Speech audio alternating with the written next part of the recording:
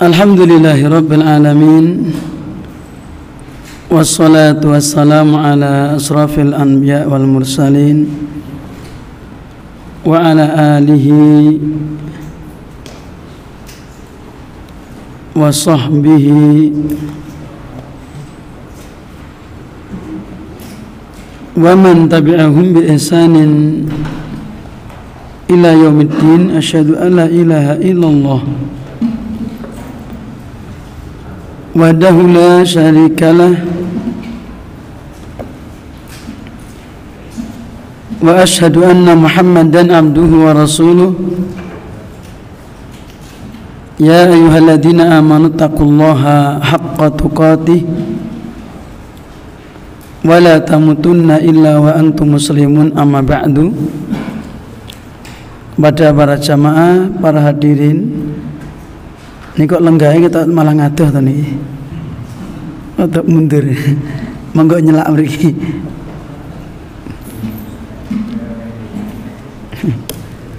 Tafassahu fil majalis. Fsahu yafsakillahu lakum.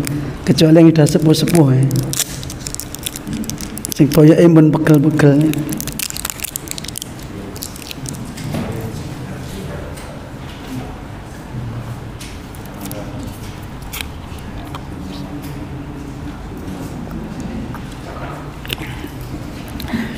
Para jamaah yang dirahmati Allah Subhanahu wa taala, kita akan melanjutkan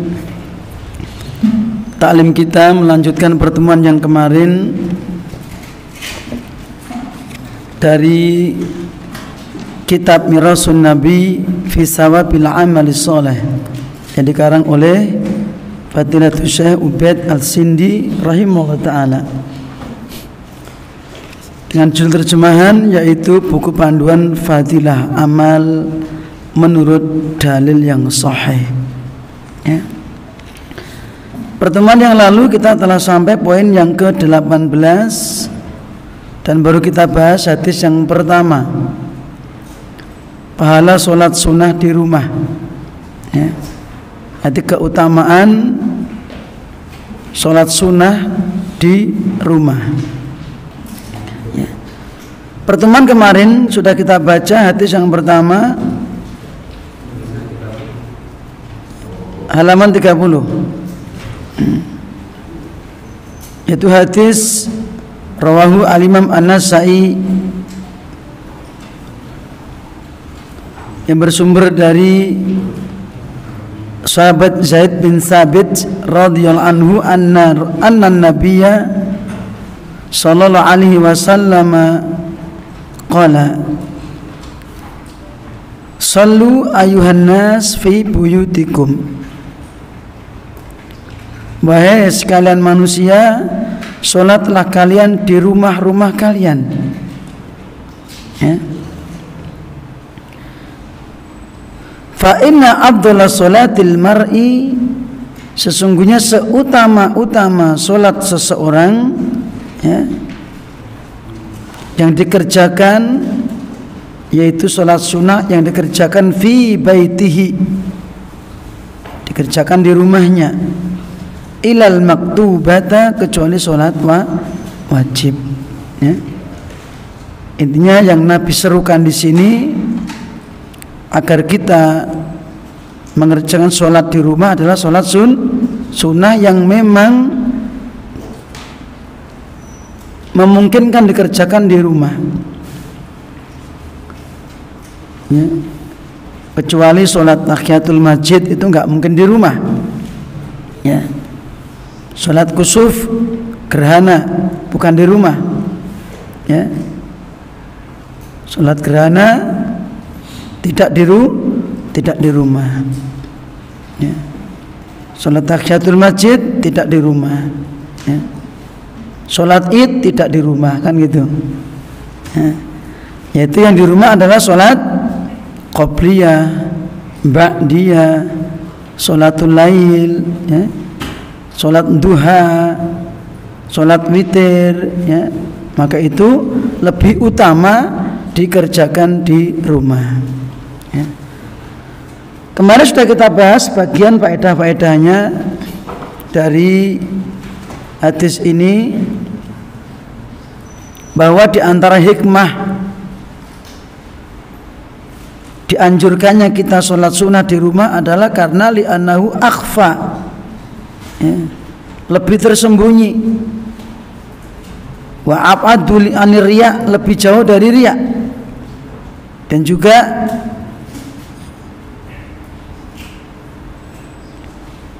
di antara tujuannya adalah agar orang yang mengerjakannya liyatabarrakal baita bidzalik, agar rumah itu mendapatkan barokah dengan sebab mengerjakan sholat sunnah di rumah. Dan juga fatanzila fihi rahmatu, turun rahmat dalam rumah, wa yafirra minhu asyaitan, agar setan pun juga lari dari rumah kita, ya. Kemudian sekarang kita masuk kepada hadis yang kedua, ya.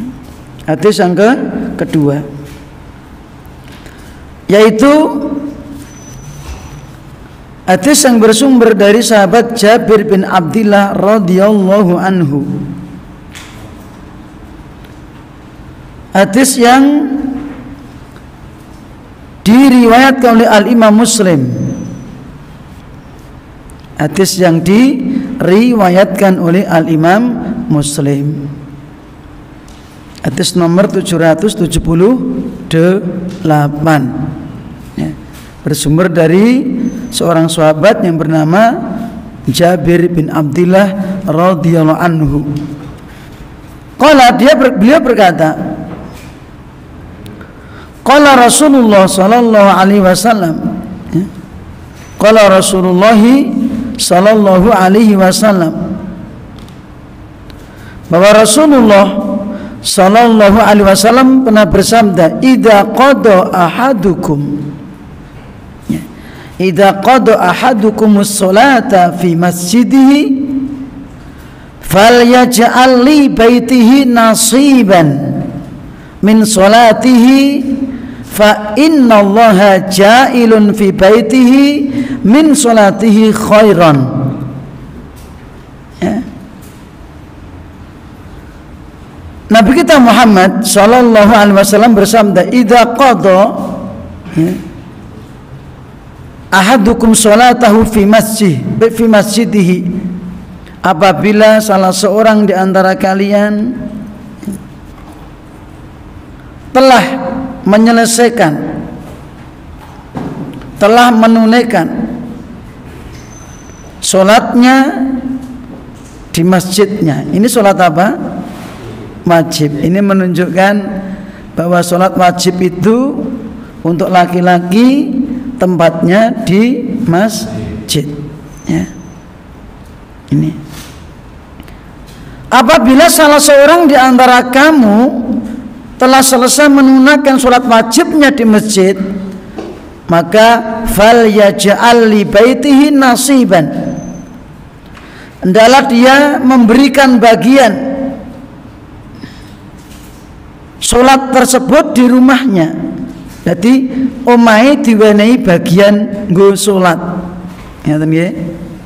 Rumahnya dikasih bagian untuk sholat. Itu sholat sunnah. Kenapa Bapak Ibu para jamaah? Karena fa innallaha, sesungguhnya Allah ja'ilun, akan menjadikan kebaikan dari sholatnya tersebut di rumahnya. Ingat ini, Allah akan menjadikan kebaikan, ya, dari sebab sholat tadi, ya, kebaikan akan diberikan di rumahnya. Itu kebaikan apa para jamaah? Di antaranya adalah yang tadi sudah saya sebutkan, ya. Oleh karena itu hadis ini diterangkan dalam kitab Bahjatun Nadhirin, syarah kitab Riyadhus Shalihin, yang juga oleh Al-Imam An-Nawawi, ya, disebutkan dalam bab istihbabu ja'lin nawafil fil bait, disunahkan untuk, yaitu apa? Menjadikan sholat sunnah itu di rumahnya, ya. Fadilatul Syekh Salim bin Id Al-Hilali dalam kitabnya Bahjatun Nadhirin menjelaskan ya, beberapa faedah dari hadis yang kita baca tadi. Yang pertama adalah sholatun nafilati fil baiti afdhalu min sholatiha fil masjidi. Ya. Sholatun nafilah, sholat sunnah yang dikerjakan di rumahnya afdhalu, lebih utama, lebih afdhal dibandingkan sholat sunnah itu dikerjakan di masjid ya. Maka ini adalah kaitannya dengan afdholiyah ya. Jadi tidak wajib di masjid tapi lebih utama ya. Seperti sekarang misalnya panjenengan dari rumah tindak pengajian wonten mriki maghrib jamaah ya, mosok arep mulai sik salat sunah nang omah. Sing omahe krebet mosok ya mulai sik kan ngeten. Kan jauh. Maka ini tidak wajib tetapi lebih utama. Maka kalau enggak memungkinkan tetap diusahakan dikerjakan di masjid. Ya. Meskipun alasan mengapa dikerjakan di rumah agar lebih ikhlas, lebih tersembunyi, jauh dari riya. Tapi bukan berarti ketika hati kita dihinggapi rasa takut dari riya, gitu. Bukan berarti kita meninggalkan sholat itu. Maka itu harus dilawan. Pertama berlindung kepada Allah dari riya. Allahumma na'udzubika minar riya. Ya. Dalam hati kita meyakini bahwa orang yang melihat saya nggak bisa memberi apa-apa, kan itu. Karena riya itu kan biar ingin dilihat gitu kan, biar orang melihat sholatnya, biar mendapatkan pujian, maka itu harus dilawan. Ketika Anda sudah melawannya, berusaha berlindung kepada Allah Subhanahu wa taala dari riya, dari sum'ah ya, maka ketika datang seperti perasaan mau riya, insya Allah tidak memudaratkan Anda. Yang penting Anda tidak menghendaki ya, yaitu apa? Riya. Karena setiap kita beramal pasti dihinggapi perasaan pengen riya. Itu dari siapa? Syaitan. Maka ada sebagian orang sampai sholat wajib nggak mau ke masjid. Kenapa? Aku takut riya, mas. Gitu. Sehingga bahkan nggak mau sholat. Kenapa? Aku nak sholat riya. Itu perasaan dia yang telah dipengaruhi oleh syaitan. Biar kita tuh meninggalkan kewajiban, biar kita nggak mau beribadah ya. Maka perasaan seperti itu harus dilawan, meskipun kita tetap sholat sunnah di masjid ya, karena apa? Keutamaan ya, sholat ba'diyah setelah maghrib misalnya sangat besar sekali, termasuk sunnah muakkadah ya. Sholat sunnah habis maghrib termasuk sholat sunnah muakkadah yang sangat ditekankan ya. Seperti itu ya. Bahkan termasuk sholat malam qiyamul lail. Kanjeng Nabi Muhammad sallallahu alaihi wasallam ketika dalam safar pun tetap mengerjakan sholat malam, saking utamanya sholat itu. Maka bukan berarti ketika Kanjeng Nabi menjelaskan keutamaan sholat sunnah di rumah, bukan berarti ketika kita keluar kita tinggalkan ya. Tidak.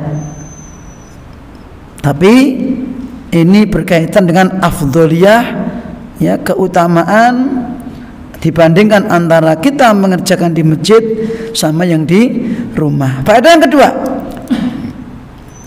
yanbaghi lil muslimi an yaj'ala li baitihi nasiban min salatihi.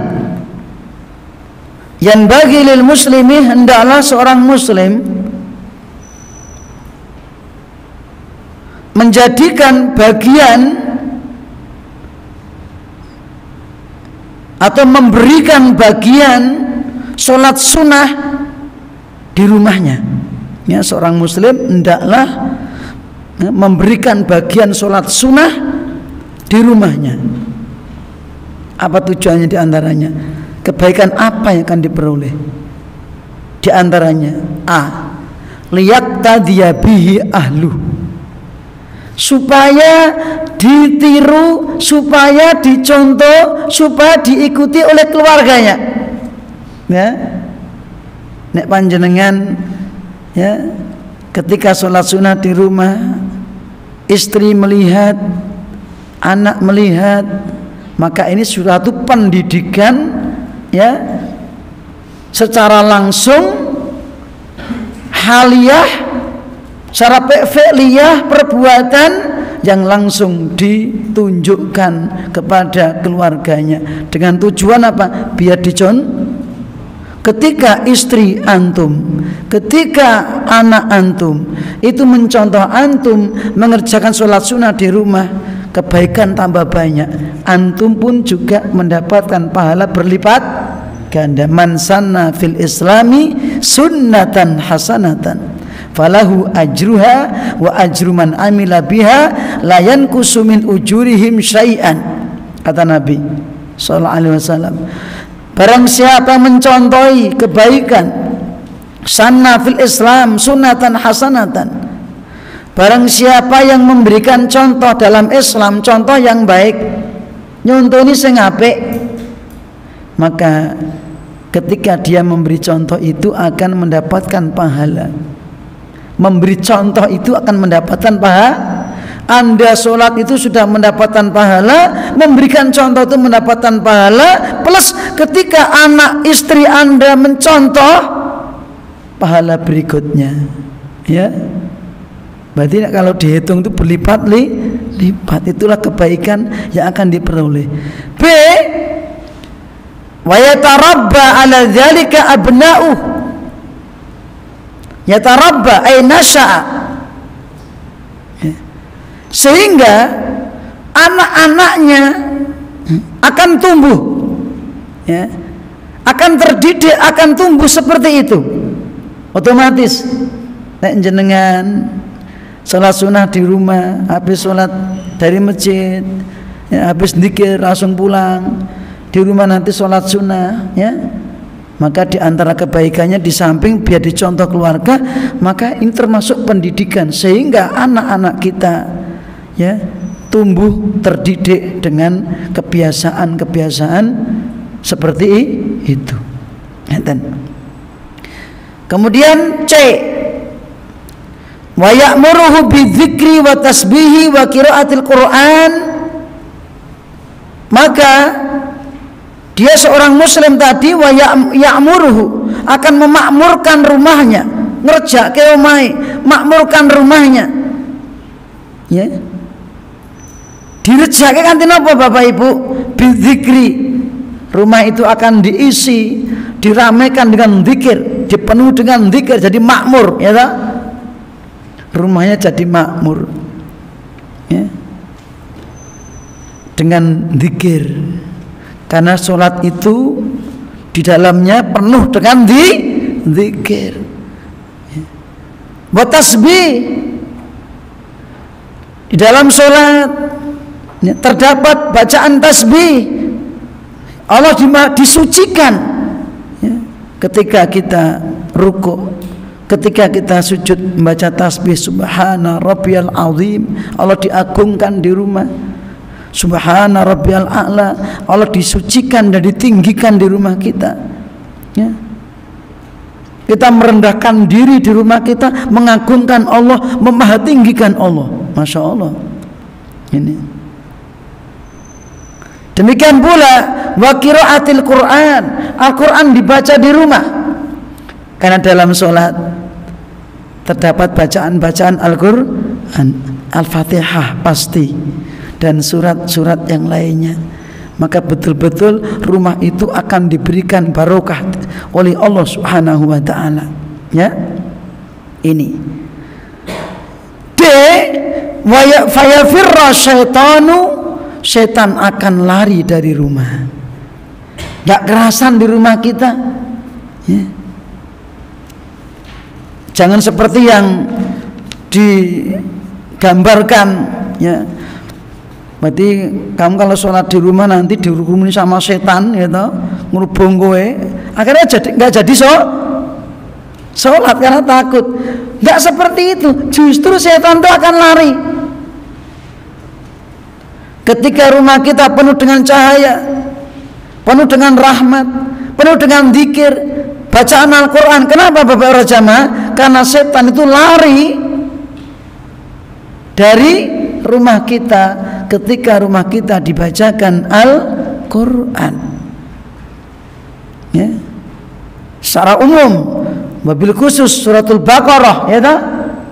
Fa inna syaitana yanfiru minal baiti tuqra'u fi suratul Baqarah. Setan akan melayu dari rumah ketika rumah itu dibacakan surat Al-Baqarah dan lari dari kita. Ya, ketika kita banyak berzikir, sholat ke masjid, kemudian masuk rumah berzikir, sampai rumah sholat sunnah, ya, hati kita dipenuhi dengan zikir, maka setan akan lari, ikhtafa. Seperti yang Allah jelaskan dalam surat An-Nas, Qul a'udzu birabbin nas, malikin nas, ilahin nas, min syarril waswasil khannas. Berlindung dari kejahatan al-waswas. Apa al-waswas? Pakai alif lam. Al-waswas itu menunjukkan zatnya, bendanya, makhluknya, pakai alif lam, karena alif lam sebagai ciri isim, ya. Jadi artinya apa? Al-waswas artinya asyaiton. Maka min syarril waswasi, ketika kita membaca surat An-Nas, di situ kita sedang berdoa kepada Allah, memohon perlindungan dari godaan syaitan. Yang kerjaannya apa? Alladzi yuwaswis, waswasa yuwaswisu.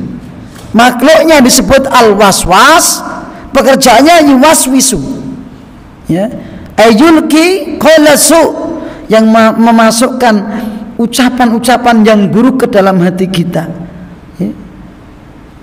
Itu yaitu dalam hatinya manusia, ya.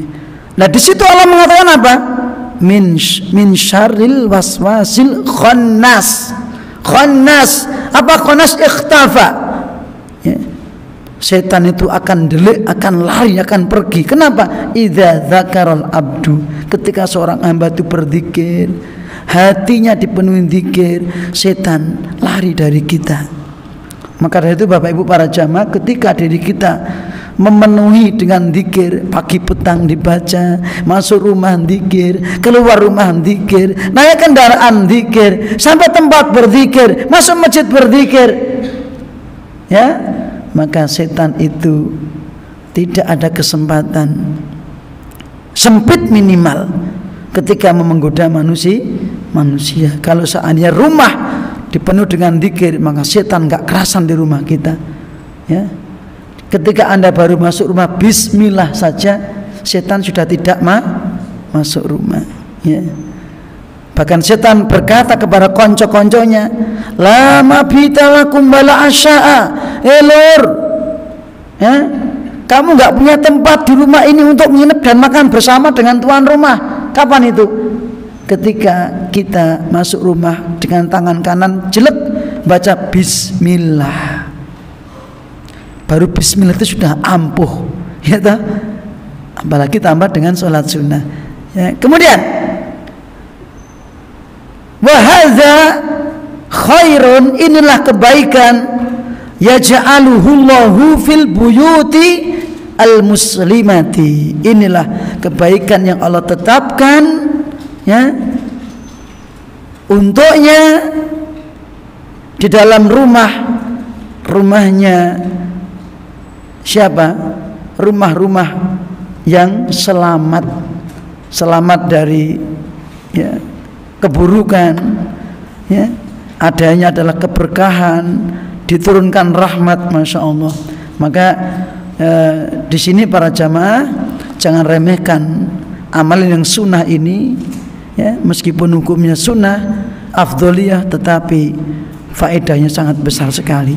Apalagi kalau seandainya istri kita, anak-anak perempuan kita di rumah memperbanyak sholat sunnah, tambah lagi. Itu hadis yang kedua. Sekarang hadis yang ketiga. Hadis yang ketiga.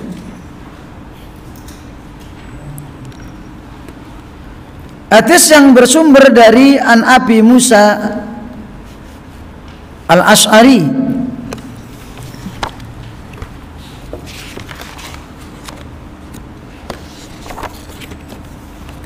hadis yang bersumber dari Abi Musa Al-Asy'ari radhiyallahu anhu. Hadis rawahu Al-Imam Muslim. Hadis yang diriwayatkan oleh Al-Imam Muslim. Ya, di sini sebetulnya Al-Imam Al-Bukhari itu dalam lafaz lain itu berkaitan dengan zikir. Ya. Kalau yang berkaitan ini diantaranya adalah hadis riwayat Al-Imam Muslim. Kalau di kitab Riyadhus Shalihin, ya, tapi keduanya digabungkan karena hadisnya sebelumnya disebutkan sama-sama dari Abi Musa Al-Asy'ari, yaitu hadis yang berbunyi masalul ladzi yadhkuru rabbahu walati la yadhkuruhu. Perumpamaan orang yang berzikir kepada Allah dan orang yang tidak berzikir kepada Allah, masalul hayyi wal mayyit, itu asalnya. Permisalan orang yang berzikir kepada Allah dan orang yang tidak berzikir kepada Allah itu seperti orang yang hidup dengan orang yang mati. Wa fi riwayatin li Muslim, ya, dalam sebuah riwayat oleh Al-Imam Muslim, ya ini disebutkan di sini, masalul baitil ladzi yudkarullahu fihi wal baitil ladzi la yudkarullahu fihi, perumpamaan rumah yang disebut di rumah itu Allah atau berzikir kepada Allah di dalamnya, dan rumah yang tidak digunakan untuk berzikir kepada Allah seperti masalul hayyi wal mayyit, seperti orang hidup dan orang mati. Ini lafadznya seperti itu. Jadi kalau digandingkan dengan yang di atas, maka riwayatnya adalah Al-Imam Al-Bukhari dan Al-Imam Muslim, ya. Kita bahas para jamaah hadis yang bersumber dari sahabat Abi Musa Al-Asy'ari radhiyallahu anhu. Beliau, sahabat Abu Musa Al-Asy'ari, bila berkata, masalul baiti yudkarullahu fi, perumpamaan rumah yang di dalam rumah itu disebut nama Allah, digunakan untuk berzikir kepada Allah Subhanahu wa taala. Salat zikir enggak? Zikir. Zikir ada berapa? Zikir ada berapa?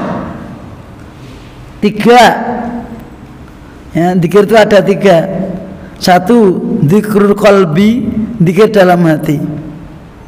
Ya, di rumah kita senantiasa tawakal kepada Allah. Maka masuk rumah apa zikirnya?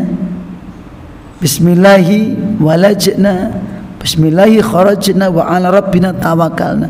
Di rumah pun kita harus tawakal kepada Allah. Di rumah pun kita harus senantiasa berharap kepada Allah. Di rumah pun kita senantiasa takut kepada Allah. Jangan takut sama setan, takut kepada Allah, ya. Bertawakal, berharap, takut kepada Allah. Ini zikir hati, ya. Maka istri dan anak kita didik senantiasa bertawakal kepada Allah dan senantiasa berharap kepada Allah setiap saat. Jangan sampai hati kita itu lepas dari ketergantungan kepada Allah Subhanahu wa ta'ala. Karena apa Bapak Ibu para jamaah? Setiap urusan kita, baik di luar rumah atau di dalam rumah, urusan rumah tangga ibu-ibu, dan lain sebagainya, tidak akan mungkin bisa selesai, berhasil kecuali dengan pertolongan siapa? Allah. Allahus Samad. Bergantung kepadanya segala sesuatu, ya, keberhasilan kita, ya. Maka kita dalam rumah senantiasa bertawakal kepada Allah, di luar rumah juga sama. Apa zikirnya? Bismillahi tawakkaltu 'alallah la haula wala quwata illa billah. Bismillah, dengan mengharapkan pertolongan dari Allah dengan perantara nama-namanya. Kata bismillah itu ada unsur isti'anah. Anda baca bismillah, Anda sudah memohon pertolongan kepada Allah dengan perantara seluruh nama-nama Allah, ya. Ini tawasul dengan nama-nama Allah. Tawakkaltu 'ala Allah, aku berserah diri kepada Allah. Tawakkaltu 'ala Allah, aku berserah diri kepada Allah, ya. Dalam hal apa para jamaah? Baik dalam mencari manfaat, Anda kesini mencari ilmu bareng-bareng, selamat, dijaga, mencari rizki, mencari kesembuhan, berobat, terhindar dari mara bahaya, keburukan, gangguan dan seterusnya. Maka la haula wala quwata, tidak ada sedikit pun daya bagiku untuk mendapatkan manfaat, keselamatan, ya, rezeki dan seterusnya, kebaikan-kebaikan. Aku nggak mungkin bisa mendapatkan. Wala quwata, dan tidak pula aku bisa terhindar dari segala mara bahaya, gangguan, ya, keburukan, kejahatan, ya, dan seterusnya. Illa billah, kecuali dengan pertolongan Allah. Ini ketika kita sudah keluar rumah, jelek kaki kiri baca itu, maka ketergantungan kita kepada Allah harus kita bawa dimanapun berada, ya. Jangan itu dikir itu dibaca terus di luar hati kita lepas seolah kita mampu sendiri. Enggak.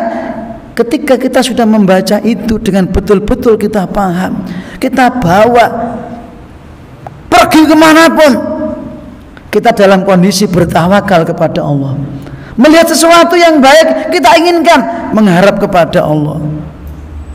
Dan melihat sesuatu yang tidak kita inginkan, menakutkan, berlindung kepada Allah. Seperti itu. Maka ketika Anda membaca zikir itu langsung dijawab oleh Allah, atau kila dijawab oleh malaikat. Hudita wa kufita wa wuqita, sungguh kamu telah dibimbing. Hudita kemana? Ke dalam perkara-perkara yang diridhoi Allah. Engkau dibimbing oleh Allah, ya. Ini sebab apa? Ketawakalan kita betul-betul kepada Allah akan dibimbing kepada kebaikan-kebaikan. Yang kedua apa? Wa kufita, engkau telah dicukupi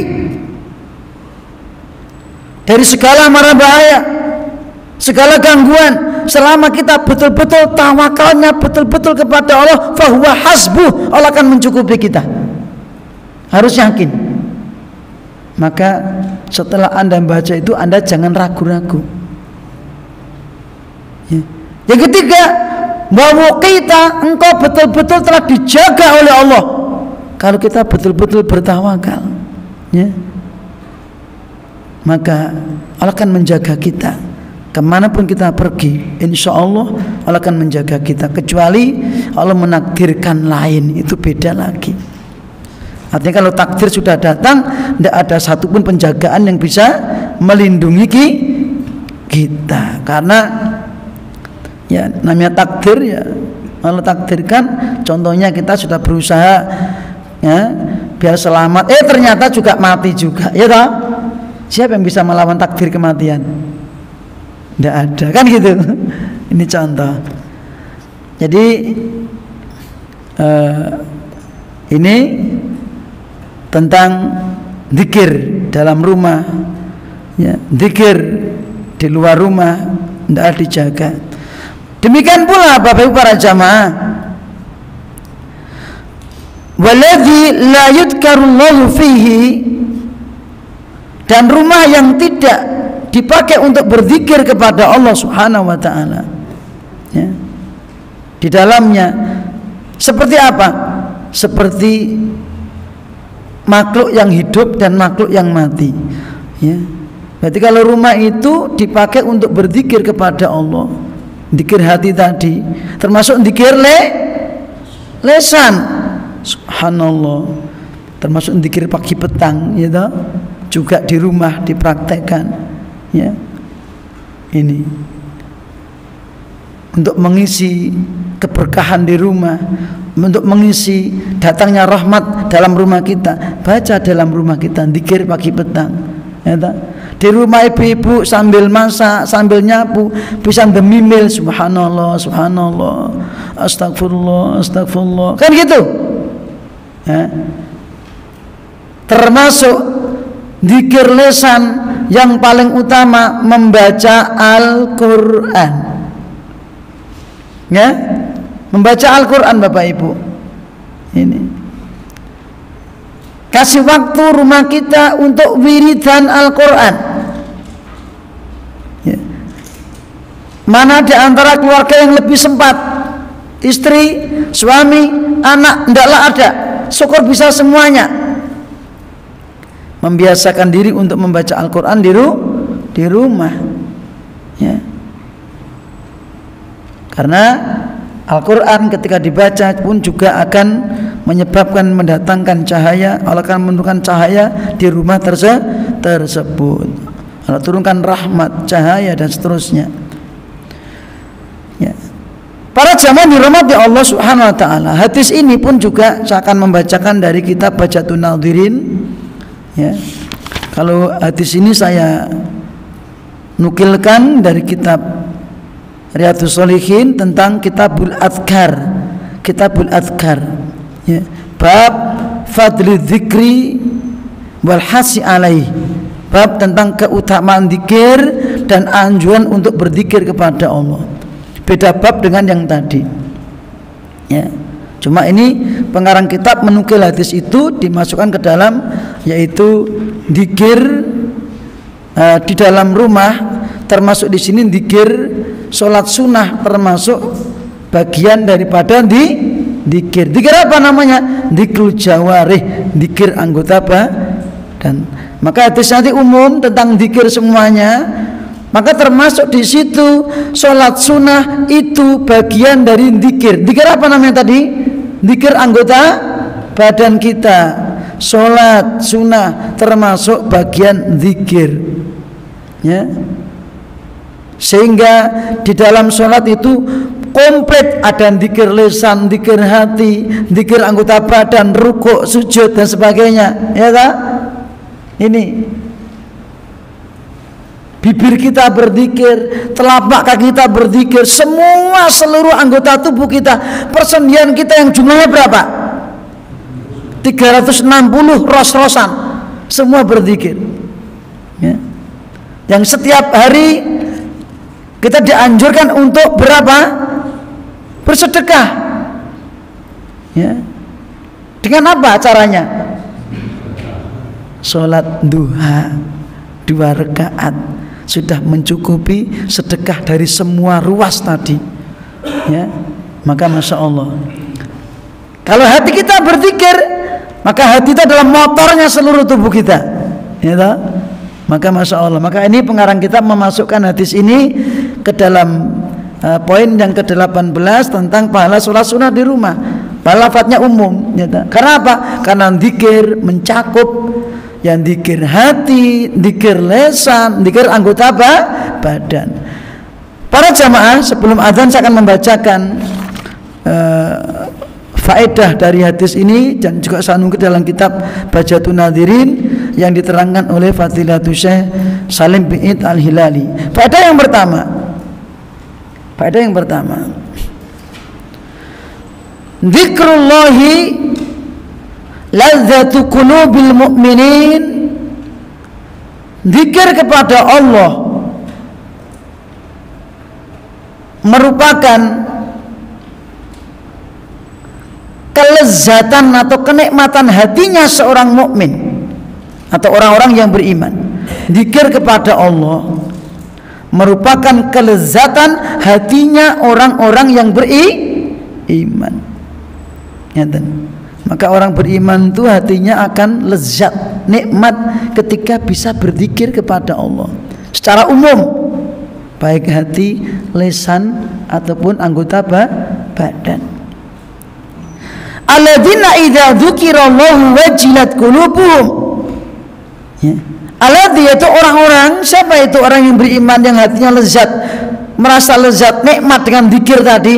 Idza alladzina idza, orang-orang yang apabila disebut nama Allah wajilat qulubuhum, ya, hatinya bergetar, ya, karena memahami tentang keagungan Allah. Setiap disebutkan nama Allah, dia paham keagungan Allah, ya. Misal disebut subhanallah, dia tahu Allah itu maha suci dari apa? Dari seluruh kekurangan, seluruh permisalan, maha suci dari peribadatan kepada makhluk. Ini ketika disebut nama Allah subhana rabbiyal azim, Allah itu maha besar, maha agung, bahwa seluruh makhluk itu kecil semuanya, gak ada apa-apanya.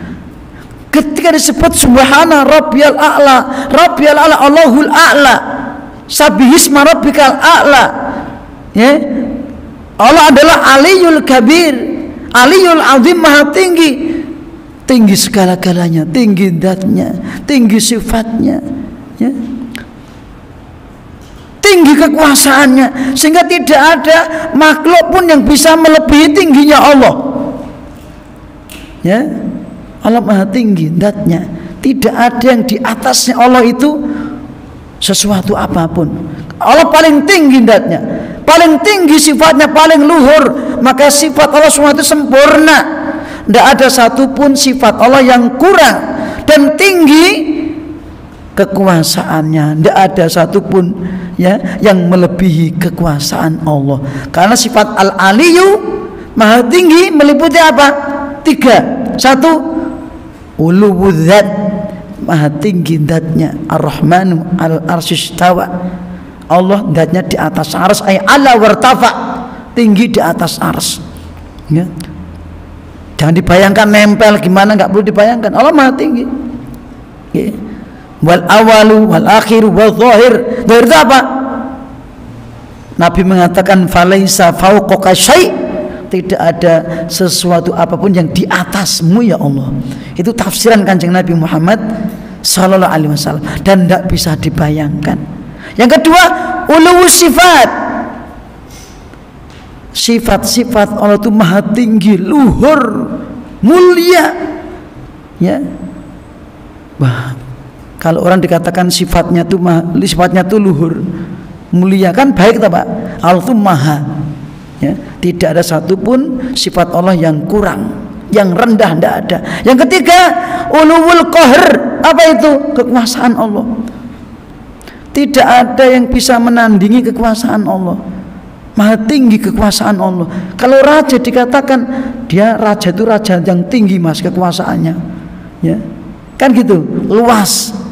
Allah maha tinggi kekuasaannya, seluruh makhluk di bawah kekuasaan Allah. Malikin nas, penguasa manusia, maliku kulli syai', penguasa segala sesuatu. Ini faedah yang pertama, ya. Seperti yang tercantum dalam surat Ar-Ra'd ayat yang ke-28, alladzina amanu wa tatma'innu qulubuhum bidzikrillah, ala bidzikrillahi tatma'innul qulub. Orang-orang yang beriman, yang hati mereka itu akan tenang, anteng ketika kapan? Zikir kepada Allah. Kenapa bisa tenang Bapak Ibu? Karena ketika dia berzikir paham maknanya tadi. Kalau orang sekedar mengucapkan lafadznya, tidak masuk ke dalam hati, maka tidak menumbuhkan ketenangan. Ketenangan akan muncul ketika kita paham. Contoh, ketika kita dapat musibah, apa yang kita ingat? Ya udah, takdirnya Allah, ya toh? Tenang kan hatinya? Ketika kita dapat rezeki, apa yang kita ingat, Pak? Allah yang melampahkan rezeki kepada saya. Jadi nggak terlalu bangga, tapi ingat kepada yang memberi rezeki. Hatinya tenang. Tidak tenang dengan pemberian itu, tapi tenang dengan yang memberi. Kan itu. Sehingga ketika mendapatkan musibah, walaupun secara tabiat sedih, tapi akan kembali tenang ketika mengingat Allah. Faqulubul muhibbina, hatinya orang-orang yang cinta kepada Allah, la tatma'innu illa bidzikri, maka hatinya enggak akan tenang kecuali dengan berzikir kepada Allah. Ya. Orang mengatakan zikir ora duit ora tenang. Ya, itu ketenangan sementara semu, ya toh. Itu tabiat manusia itu cuma senang dapat punya duit itu loh, tetapi hakikatnya susah, ya, bukan sumber ketenangan duit itu. Duit oke ya wedi, ya toh, takut ngene ilang piye, dicolong piye, bingung ndoko dan sebagainya. Ini contoh. Jangan dikira orang yang kaya raya itu tenang, enggak. Yang tenang itu kata Allah sendiri, yang berzikir kepada Allah. Sugih yang zikir, melarat yang di, sehat yang zikir, lara yang di, itu aman zikir, ndak aman yang zikir. Orang sehat berzikir kepada Allah, sakit dia berzikir. Ya, ketika kaya banyak berzikir. Bagaimana zikirnya? Meliputi 3 tadi. Maka dulu para sahabat itu meri dengan orang-orang kaya yang banyak berzikir. Ya Rasulullah, dhahaba al-dusur bil ujur. Kenapa? Karena orang-orang kaya ketika itu banyak berzikir, melaksanakan hak-haknya, hak Allah dan hak harta itu. Benar kan Pak G? Kalau rampungnya segede nggih? Betul apa nggih Pak G? Ya, sedikit aja. Ya. Kemudian wa arwahul mustaqina la taskunu illa bi ru'yati. Ingat, arwahnya orang-orang yang rindu kepada Allah. Mustaqin apa itu? Orang yang rindu ingin berjumpa dengan Allah. La taskunu, enggak akan tenang hatinya kecuali dengan melihat Allah nanti di surga. Itu nikmat terbesar. Wujuhu yauma idzin nadhirah ila rabbiha nadhirah. Wajah-wajah ketika itu berseri sumringah senang. Kenapa? Karena melihat Allah, melihat wajahnya Allah nanti di surga. Surat Al-Qiyamah ayat 22 dan 23. Wa hadhihi al-hayatul mutmainnatu allati hurrima minha al-ghafiluna an dzikri.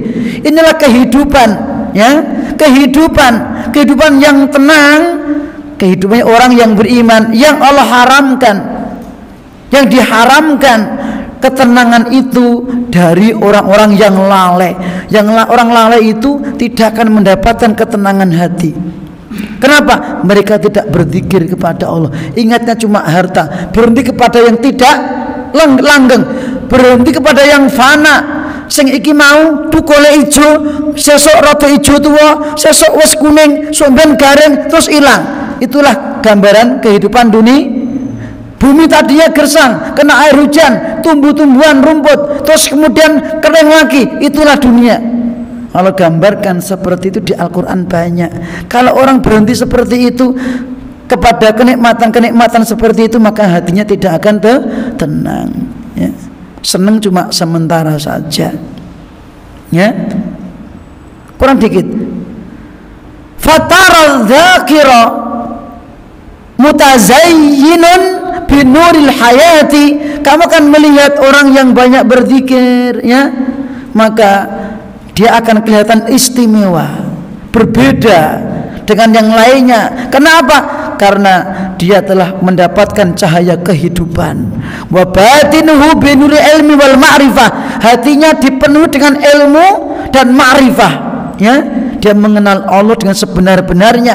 Wal ghafilu kal baitil ladzi dhahiruhu atilun wa batinuhu batilun. Sementara orang yang lalai dari berzikir kepada Allah, maka seperti rumah yang kelihatan nampaknya luas, indah, tetapi dalamnya rusak, dalamnya sempit, rupek, ngeten Pak, ya. Ini masya Allah faedah dari hadis tersebut. Kita baru sampai hadis yang ketiga. Insya Allah pertemuan terakhir besok hadis yang keempat. Ini penguat saja ya. Hadis yang keempat penguat saja, bisa panjang baca-baca, masih menjelaskan tentang keutamaan sholat sunnah di rumah. Makatan Bapak Ibu, karena waktu sudah masuk Isya, insya Allah pertemuan akan kita lanjutkan akan datang. Semoga Allah Subhanahu wa ta'ala memberikan kesemangatan kepada kita untuk senantiasa menjalankan perintah-perintah Allah yang wajib khususnya, yang sunnah pun juga semoga Allah memberikan kepada kita kekuatan untuk bisa mengerjakannya dengan ikhlas, dan semoga titik akhirat kita ditutup dalam kondisi husnul khotimah. Amin ya rabbal alamin. Wa akhiru da'wana alhamdulillahi rabbil alamin. Wa sallallahu ala nabiyyina Muhammadin wa ala alihi wa sahbihi ajma'in. Subhanakallahumma wa bihamdika asyhadu alla ilaha illa anta astaghfiruka wa atubu ilaik. Assalamualaikum warahmatullahi wabarakatuh.